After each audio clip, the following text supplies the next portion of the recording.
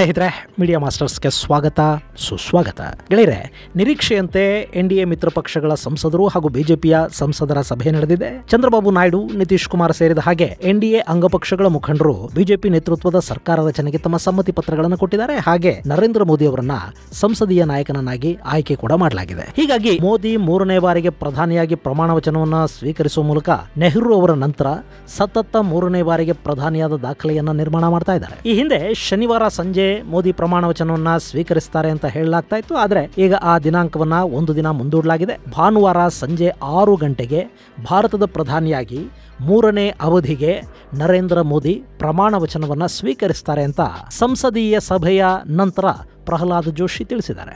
ಈ ಮಧ್ಯೆ ಮೋದಿ ಪಕ್ಷದ ಹಿರಿಯ ನಾಯಕರನ್ನ ಭೇಟಿ ಮಾಡಿದ್ದಾರೆ. ಬಿಜೆಪಿಯ ಭೀಷ್ಮ ಲಾಲ್ ಕೃಷ್ಣ ಅಡ್ವಾಣಿ ಅವರ ನಿವಾಸಕ್ಕೆ ಭೇಟಿ ಕೊಟ್ಟು ಅವರ ಆಶೀರ್ವಾದವನ್ನು ಪಡ್ಕೊಂಡಿದ್ದಾರೆ.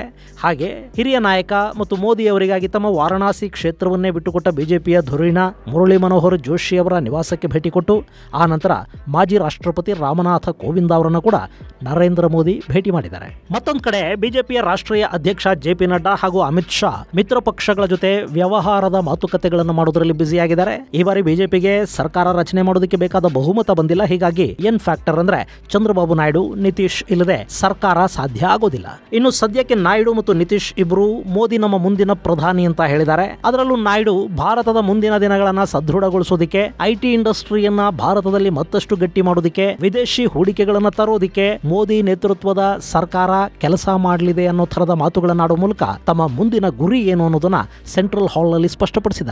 ಗೆಳೆಯರೆ, ಚಂದ್ರಬಾಬು ಅವರನ್ನ ಮತ್ತು ಅವರ ಈ ಹಿಂದಿನ ನಡೆಗಳನ್ನ ಗಮನಿಸಿದವರಿಗೆ ಅವರು ಏನು ಬಯಸ್ತಾರೆ ಅನ್ನೋದು ತುಂಬಾ ಚೆನ್ನಾಗಿ ಗೊತ್ತಿರುತ್ತೆ. ಈ ಹಿಂದೆ ನಾಯ್ಡು ಸಾಕಷ್ಟು ಸಮ್ಮಿಶ್ರ ಸರ್ಕಾರಗಳಲ್ಲಿ ಕೆಲಸ ಮಾಡಿದ್ದಾರೆ. ಅಟಲ್ ಬಿಹಾರಿ ವಾಜಪೇಯಿ ಅವರ ನೇತೃತ್ವದ ಸರ್ಕಾರದಲ್ಲಿ ಕೂಡ ನಾಯ್ಡು ಇದ್ರು. ಅವತ್ತಿಗೆ ಅವರ ಪಕ್ಷಕ್ಕೆ ಸ್ಪೀಕರ್ ಸ್ಥಾನ ಹಾಗೂ 3 ಆಯಕಟ್ಟಿನ ಮಂತ್ರಿ ಸ್ಥಾನಗಳನ್ನು ಕೊಡಲಾಗಿತ್ತು. ಈ ಬಾರಿ ಕೂಡ ನಾಯ್ಡು ಅವರು ಸ್ಪೀಕರ್ ಸ್ಥಾನವನ್ನ ಕೇಳಿದ್ದಾರೆ ಅಂತ ಹೇಳಲಾಗ್ತಾ ಇದೆ. ಆದ್ರೆ ಬಿಜೆಪಿ ಯಾವುದೇ ಕಾರಣಕ್ಕೂ ಸ್ಪೀಕರ್ ಸ್ಥಾನವನ್ನ ಬಿಟ್ಟುಕೊಡೋದಿಲ್ಲ.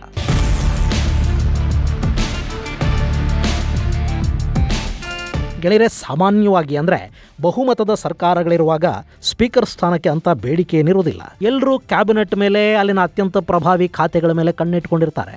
ಆದರೆ ಅತಂತ್ರ ಲೋಕಸಭೆಗಳು ನಿರ್ಮಾಣವಾದಾಗ, ಸಮ್ಮಿಶ್ರ ಸರ್ಕಾರಗಳ ಆಡಳಿತ ಇರುವ ಸಂದರ್ಭದಲ್ಲಿ ಸ್ಪೀಕರ್ ಸ್ಥಾನ ಅನ್ನೋದು ತುಂಬಾ ಮುಖ್ಯ ಆಗುತ್ತೆ. ಸದನದಲ್ಲಿ ಆಡಳಿತ ಪಕ್ಷಕ್ಕೆ ಅನುಕೂಲವಾಗುವ ತರದ ಸಾಕಷ್ಟು ನಿರ್ಣಯಗಳನ್ನ ಸ್ಪೀಕರ್ ಕೈಗೊಳ್ಳಲಿ ಅಂತ ಸರ್ಕಾರಗಳು ಬಯಸತ್ವೆ. ಹಾಗೆ ನಾಳೆ ಕುದುರೆ ವ್ಯಾಪಾರನೋ ಕತ್ತೆ ವ್ಯಾಪಾರನೋ ಶುರುವಾದಾಗ ಕೂಡ ಪ್ರತಿಪಕ್ಷಗಳ ದಾಳಿಗಳನ್ನ ತಡೆಕೊಂಡು ಸರ್ಕಾರವನ್ನು ಉಳಿಸಬೇಕಾದ ದೊಡ್ಡ ಕೆಲಸವನ್ನ ಸ್ಪೀಕರ್ ಕಡೆಯಿಂದ ನಿರೀಕ್ಷಿಸಲಾಗುತ್ತೆ. ಈಗ ನೋಡಿ, ಮಹಾರಾಷ್ಟ್ರದ ಪಕ್ಷಾಂತರಿಗಳ ವಿಷಯದಲ್ಲಿ ಹಾಗೆ ಕರ್ನಾಟಕದಲ್ಲಿ ಬಾಂಬೆ ಬಾಯ್ಸ್ ಪಾರ್ಟಿ ಬದಲಿಸಿದಾಗ ಇಲ್ಲಿ ನಡೆದ ವಿದ್ಯಮಾನಗಳನ್ನು ನೋಡಿರುವ ನಿಮಗೆ ಸ್ಪೀಕರ್ ಹುದ್ದೆ ಅನ್ನೋದು ಎಷ್ಟು ಮಹತ್ವವನ್ನು ಪಡ್ಕೊಂಡಿರುತ್ತೆ ಅನ್ನೋದು ಗೊತ್ತಿರೋದೆ.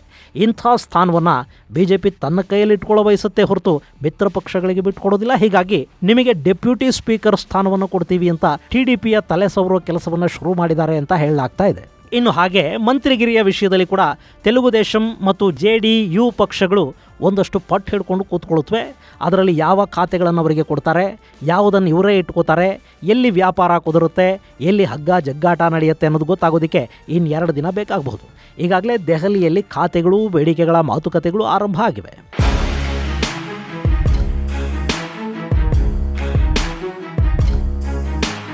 ಇಲ್ಲಿ ಅತ್ಯಂತ ಮುಖ್ಯವಾಗಿ ಚಂದ್ರಬಾಬು ನಾಯ್ಡು ಅವರಿಗೆ ಆಂಧ್ರ ಪ್ರದೇಶದ ಅಭಿವೃದ್ಧಿಗೆ ಈ ಬಾರಿ ಹಣ ಬೇಕಿದೆ.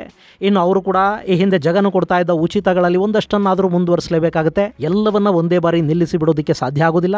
ಈ ಉಚಿತಗಳು ಅನ್ನೋದು ಹೇಗೆ ಅಂದ್ರೆ, ಆಶ್ವಾಸನೆ ಕೊಡೋದು, ಆರಂಭ ಮಾಡೋದು ಇದೆಲ್ಲ ತುಂಬಾ ಕಷ್ಟ ಏನಲ್ಲ. ಆದರೆ ಅದನ್ನ ಮುಂದುವರಿಸ್ಕೊಂಡು ಹೋಗೋದಿದೆಯಲ್ಲ, ಅದು ಸುಲಭ ಅಂತೂ ಅಲ್ಲವೇ ಅಲ್ಲ. ಯಾವುದೇ ಸರ್ಕಾರ ಇದನ್ನು ಶುರು ಮಾಡಿದ್ರು ಮುಂದೆ ಬರುವ ಸರ್ಕಾರಗಳು ಉಚಿತಗಳನ್ನು ಮುಂದುವರಿಸ್ಕೊಂಡೇ ಹೋಗಬೇಕಾಗುತ್ತೆ. ಜೊತೆಗೆ ಅಧಿಕಾರಕ್ಕೆ ಬರೋದಕ್ಕೆ ಅವರು ಕೂಡ ಒಂದಷ್ಟು ಆಶ್ವಾಸನೆಗಳನ್ನು ಕೊಟ್ಟಿರ್ತಾರೆ, ಅದನ್ನು ಈಡೇರಿಸಬೇಕಾಗತ್ತೆ. ಚಂದ್ರಬಾಬು ಅವರ ಪರಿಸ್ಥಿತಿ ಈಗ ಹಾಗೆ ಆಗ್ತಾ ಇದೆ.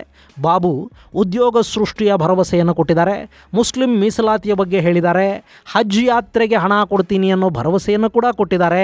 ಇದೆಲ್ಲ ಕೂಡ ದೊಡ್ಡ ಭಾರ ಅಂತ ಅವರಿಗೆ ಅನ್ನಿಸದೇ ಇದ್ರು ಆಂಧ್ರದಲ್ಲಿ ಈಗ ಉದ್ಯೋಗ ಸೃಷ್ಟಿಯನ್ನಂತೂ ಯುದ್ಧಗತಿಯಲ್ಲಿ ಮಾಡಬೇಕಾಗಿ ಬರ್ತಾ ಇದೆ. ಅದರ ಜೊತೆಗೆ ಅವರು ಅವರದ್ದೇ ಆದ ಒಂದು ರಾಜಧಾನಿಯನ್ನು ಕಟ್ಕೋಬೇಕು. ಹೈದರಾಬಾದ್ ಜೊತೆಗಿದ್ದ ಅವರ ಋಣ ಕಳೆದ 2ನೇ ತಾರೀಖಿಗೆ ಮುಕ್ತಾಯವಾಗಿದೆ.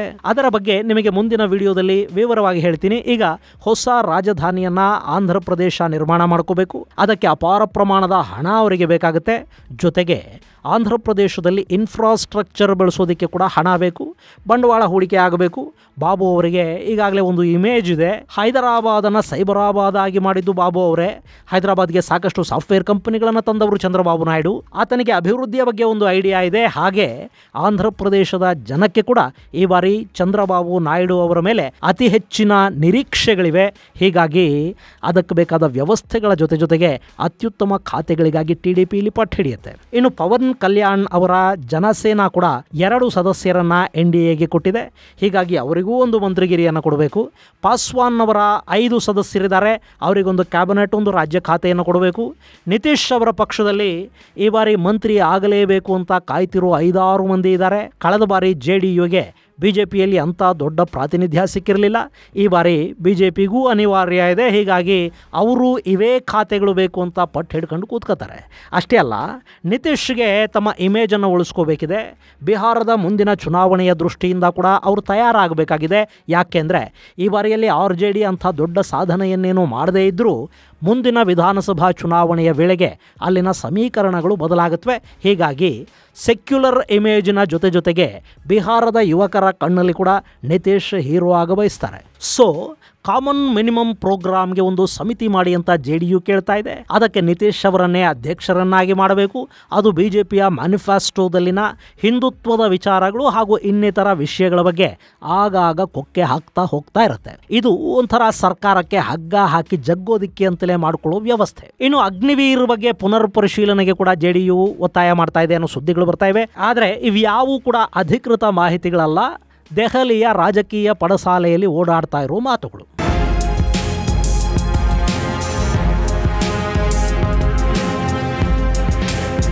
ಇನ್ನು ಇವತ್ತು NDA ನಾಯಕರಾಗಿ ಆಯ್ಕೆಯಾದ ಪ್ರಧಾನಿ ನರೇಂದ್ರ ಮೋದಿಯವರನ್ನ ಎಲ್ಲ ಮಿತ್ರ ಪಕ್ಷಗಳ ಸದಸ್ಯರು ಅಭಿನಂದಿಸಿದ್ದಾರೆ.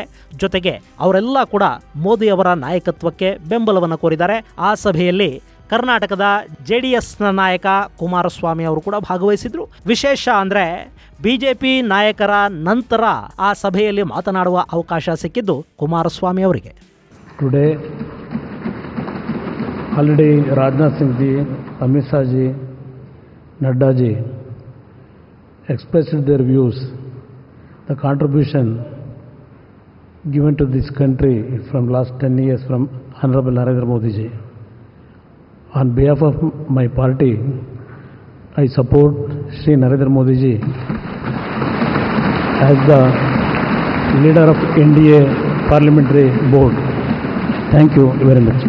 ಇನ್ನು ಇವತ್ತಿನ ಸಭೆಯ ಮತ್ತೊಂದು ವಿಶೇಷ ಅಂದರೆ ಉತ್ತರ ಪ್ರದೇಶದ ಮುಖ್ಯಮಂತ್ರಿ ಯೋಗಿ ಆದಿತ್ಯನಾಥ್ ಅವರು ಕೂಡ ಅಲ್ಲಿದ್ದರು. ಮೋದಿ ಅವರನ್ನು ಅಭಿನಂದಿಸಿದ ಯೋಗಿಯ ಬೆನ್ನು ತಟ್ಟುವ ಮೂಲಕ ನರೇಂದ್ರ ಮೋದಿ ವಿರೋಧಿ ಪಾಳಯಕ್ಕೆ ಹಾಗೂ ಉತ್ತರ ಪ್ರದೇಶದಲ್ಲಿ ಯೋಗಿಯನ್ನು ಬದಲಿಸ್ತಾರೆ ಅನ್ನೋ ಸುದ್ದಿ ಹರಡ್ತಾ ಇರೋರಿಗೆ ಒಂದು ಸ್ಪಷ್ಟ ಸಂದೇಶವನ್ನು ಕೊಟ್ಟಿದ್ದಾರೆ. ಮಧ್ಯಾಹ್ನ ಪ್ರಧಾನಿ ಮೋದಿ ಅವರ ಜೊತೆ ಯೋಗಿ ಮಾತುಕತೆಗಳನ್ನು ಕೂಡ ನಡೆಸಿದ್ದಾರೆ. ಗೆಳೆಯರೆ, ಉತ್ತರ ಪ್ರದೇಶದಲ್ಲಿ BJPಗೆ ಉಂಟಾದ ಆಘಾತ ಅಲ್ಲಿ ಯೋಗಿ ಆಡಳಿತಕ್ಕೆ ಕೂಡ ಒಂದಷ್ಟು ಬಿಸಿ ಮುಟ್ಟಿಸಿದ ಹಾಗೆ ಕಾಣ್ತಾ ಇದೆ. ಚುನಾವಣಾ ಫಲಿತಾಂಶದ ಬೆನ್ನಲ್ಲೇ ಯೋಗಿ ಆದಿತ್ಯನಾಥ್ ತಮ್ಮ ಆಡಳಿತದಲ್ಲಿ ಒಂದಷ್ಟು ಸುಧಾರಣೆಗಳಿಗೆ ಮುಂದಾಗಿದ್ದಾರೆ. ಅಲ್ಲಿ ಖಾಲಿ ಇರೋ ಸರ್ಕಾರಿ ಹುದ್ದೆಗಳನ್ನು ತುಂಬಿಕೊಳ್ಳೋ ನಿರ್ಧಾರವನ್ನು ಪ್ರಕಟಿಸಿದ್ದಾರೆ. ಅದಕ್ಕೆ ಸಂಬಂಧಪಟ್ಟ ಹಾಗೆ ಖಾಲಿ ಹುದ್ದೆಗಳ ಕುರಿತಾದ ವಿವರಗಳು ಹಾಗೂ ನೇಮಕಾತಿಗೆ ಕೈಗೊಳ್ಳಬೇಕಾದ ಕ್ರಮಗಳ ಬಗ್ಗೆ ವಿವರಗಳನ್ನು ಕೊಡೋದಕ್ಕೆ ಮತ್ತು ಎಲ್ಲೂ ಅಪಸವ್ಯಗಳು ಉಂಟಾಗದ ಹಾಗೆ 2 ಬಾರಿ ಪರಿಶೀಲಿಸಿ ಆ ನಂತರವೇ ತಮಗೆ ವರದಿಯನ್ನು ಕೊಡೋದಕ್ಕೆ ಅಧಿಕಾರಿಗಳಿಗೆ ಆದೇಶವನ್ನು ಕೊಟ್ಟಿದ್ದಾರೆ. ಹಾಗೆ ಇನ್ನು ಮುಂದೆ ಉತ್ತರ ಪ್ರದೇಶದ ಜನ ನೇರವಾಗಿ ಮುಖ್ಯಮಂತ್ರಿಯನ್ನು ಭೇಟಿ ಮಾಡಿ ಸಮಸ್ಯೆಗಳನ್ನು ಹೇಳಿಕೊಳ್ಳೋದಕ್ಕೆ ಮತ್ತು ಆ ಸಮಸ್ಯೆಗಳಿಗೆ ಸ್ಥಳದಲ್ಲೇ ಪರಿಹಾರವನ್ನು ಕೂಡ ಹುಡುಕೋದಿಕ್ಕೆ ಈ ಹಿಂದೆ ಮಾಡ್ತಾ ಇದ್ದ ಜನತಾ ದರ್ಶನವನ್ನ ಯೋಗಿ ಗುರುವಾರದಿಂದ ಮತ್ತೆ ಆರಂಭ ಕೂಡ ಮಾಡಿದ್ದಾರೆ. ಅಲ್ಲಿನ ಪವರ್ ಕಟ್ ಬಗ್ಗೆ ಕ್ರಮ ಕೈಗೊಳ್ಳೋದಕ್ಕೆ ಅಧಿಕಾರಿಗಳಿಗೆ ಆದೇಶವನ್ನು ಕೊಟ್ಟಿದ್ದಾರೆ. ಇದೆಲ್ಲದರ ಜೊತೆಗೆ ಸಾಮಾನ್ಯ ಜನರಿಗೆ ತಲುಪುವ ಸೌಲಭ್ಯಗಳು, ಸಬ್ಸಿಡಿಗಳು, ಪೆನ್ಷನ್ ಮುಂತಾದ ಯಾವುದು ಕೂಡ ವಿಳಂಬವಾಗದ ಹಾಗೆ ಎಲ್ಲ ವಿವರಗಳು CM ಡ್ಯಾಶ್ ಬೋರ್ಡಲ್ಲಿ ಸದಾಕಾಲ ಲಭ್ಯವಿರೋದಕ್ಕೆ ಬೇಕಾದ ಅಗತ್ಯ ಕ್ರಮಗಳನ್ನು ಕೈಗೊಳ್ಳೋದಕ್ಕೆ ಅಧಿಕಾರಿಗಳಿಗೆ ಆದೇಶವನ್ನು ಕೊಟ್ಟಿದ್ದಾರೆ. ಒಟ್ಟಾರೆ ಚುನಾವಣೆಯ ಬ್ಯುಸಿ ಮತ್ತು ನೀತಿ ಸಂಹಿತೆಯ ಕಾರಣಕ್ಕೆ ಜಡ ಹಿಡಿದಿದ್ದ ಉತ್ತರ ಪ್ರದೇಶದ ಆಡಳಿತ ವ್ಯವಸ್ಥೆಗೆ ಮತ್ತೆ ಚುರುಕು ಮುಟ್ಟಿಸುವ ಕೆಲಸವನ್ನು ಆದಿತ್ಯನಾಥ್ ಶುರು ಮಾಡಿದ್ದಾರೆ.